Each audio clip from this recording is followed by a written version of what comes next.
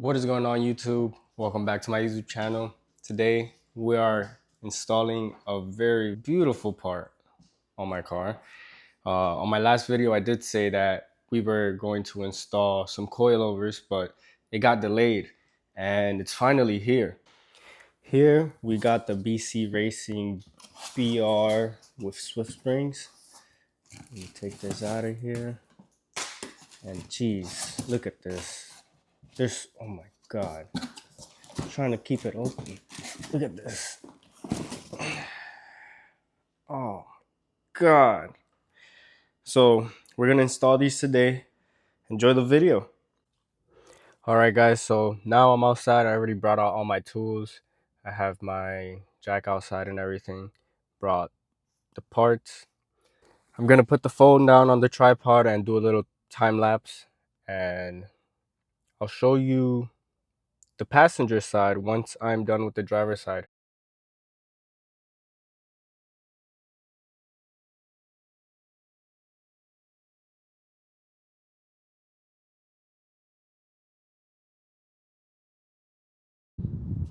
So here we got to take the cowlicks off, this one and that one off. That way we could get access to the strut tower bolts, and let's get started.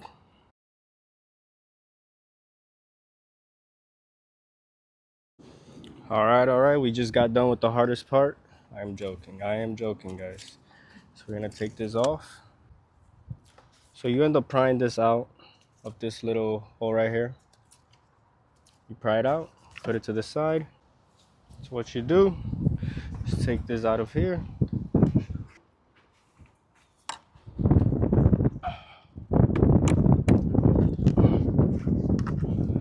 Take this off from down here. Then you come here and you pry it off. Simple. Before you even start doing anything, please, I advise to tape this area, because when you're about to take out the strut, this strut is too high and it ends up hitting here. I forgot to do that because I was too excited, and I scratched up a little bit of my paint inside here and somewhere around like this little edge. Nothing crazy. I could just get touch-up paint and touch it up and it'll be good. So I want to show you guys the tools that I used for that side. Ratcheting wrench 16, 17, 18. You don't really need the ratcheting wrenches, but if you have those tools that would make your life easier in tight spaces, use it. I have a half inch, 3/8, quarter inch with the little swivel here, or whatever that's called. Another quarter inch, an extension for my 3/8, a 3/8 swivel. This is for the strut. It's an E18. This would be for the end link on the BC Racing that they send you. This is a 5mm. You'll also need a TP27 or a T27. That's for the end link of the OEM. 16, 17, and 13 socket, and that should be about it for the tools. You'll also need a 12. 12 will be for the struts on the BC Racing. So here we're gonna start with removing the strut tower bolts, and with this one,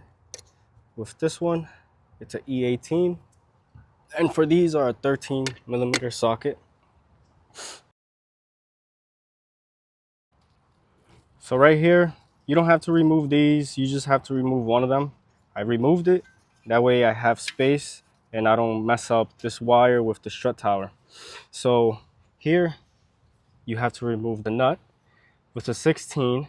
And what you're gonna use to hold this side is a 18. This one right here, it's a 16, and that would be with the T27.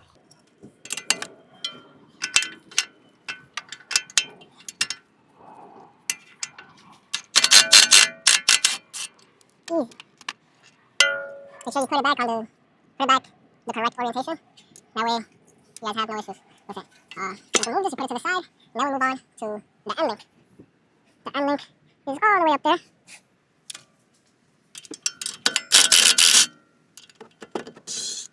Came out easy.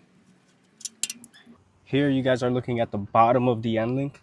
So what I was saying was that when you try to take this nut out, sometimes it's seized onto the bolt, the ball joint.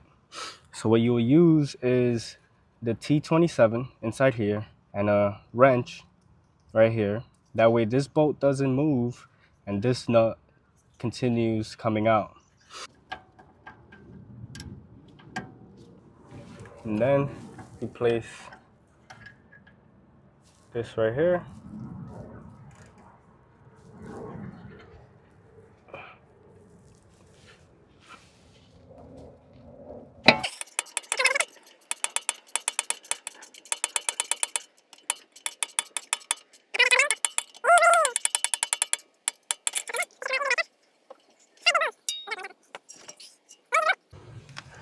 I was able to take out the strut. This side gave me more problems. The end link, since I already installed the other side, it was tighter and I was having issues trying to take it out of here and from the strut, which was like around here. I just couldn't take it out. It wasn't a straight line. It was like the bolt was like this and it didn't want to come out. I had to basically like almost force it out. Line it up.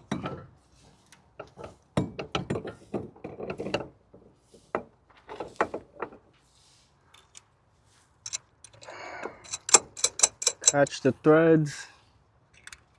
Once you catch the threads, it'll be good.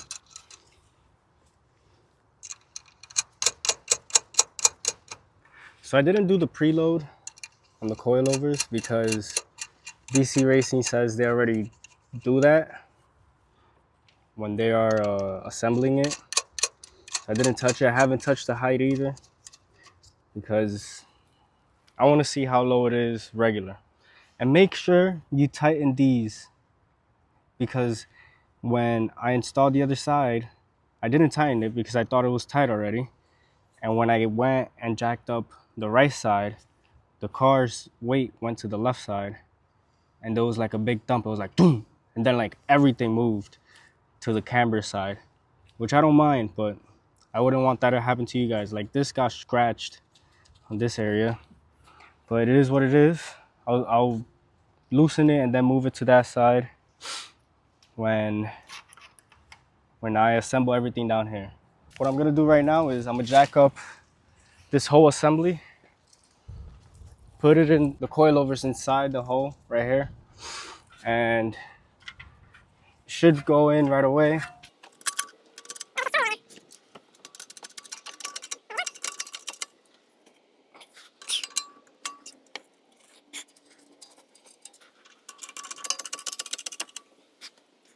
There's a guide pin right here. There's a guide pin that's like right here. You gotta make sure it goes into that opening. And that's what I just fixed. Now I just tighten everything up and I'm done with the front coilovers. I'm not gonna lie, guys. My knees hurt. You need some knee pads when you do this.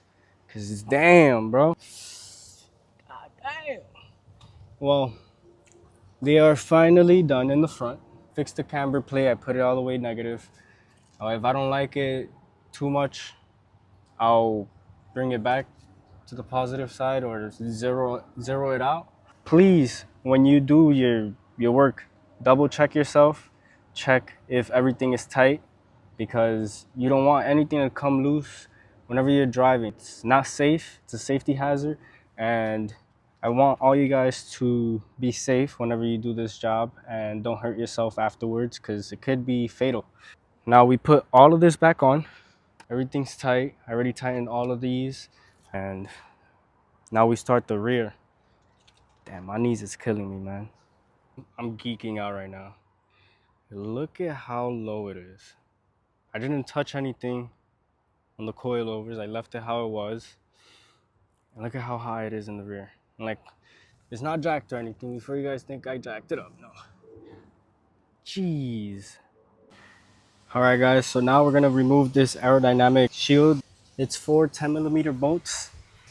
This one is 18 on both sides, and this one is a 21 on both sides. Up here, it's a E12, and now we're gonna remove the first thing, which is this.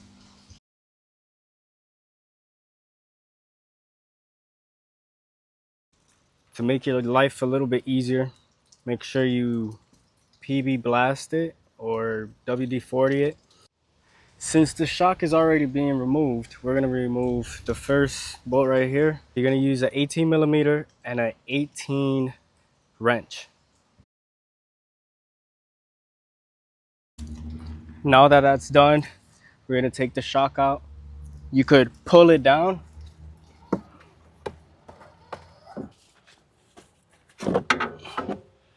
Down and up.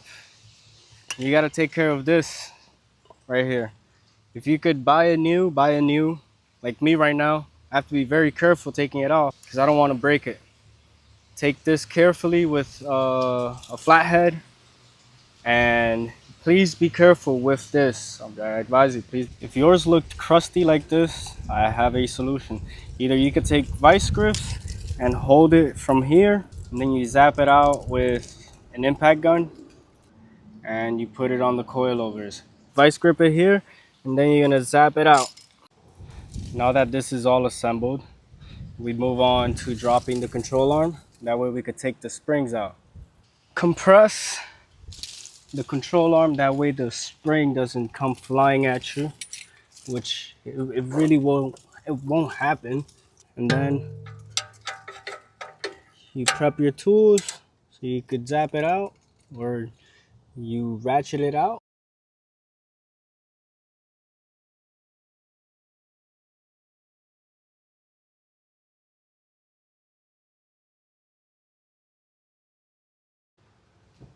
We now have to remove this.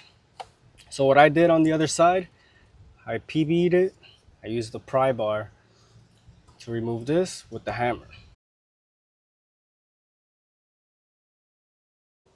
So here we start installing the springs. Look how beautiful they look. Look how it shines. So then place it in there. Press down on the control arm. Boom. It's in there now. Wait, I'm missing something. This is like a little cushion for the frame of the car and the spring. So what I'm gonna do, I'm gonna just press down on this again.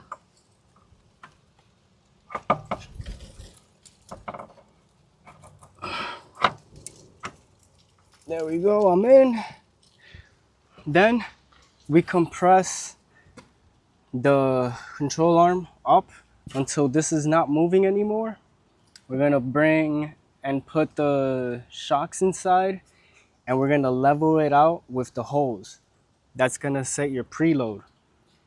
After that, you connect the bolt here, the bolt that goes to the control arm into the knuckle of the brakes, and from there we tighten everything. Since I'm not adjusting anything right now, I'm leaving it as it is to see how it falls. I'm gonna just leave it like that. Tighten everything up, put the wheels on, and drop the car to see how it looks, and then take it for a drive.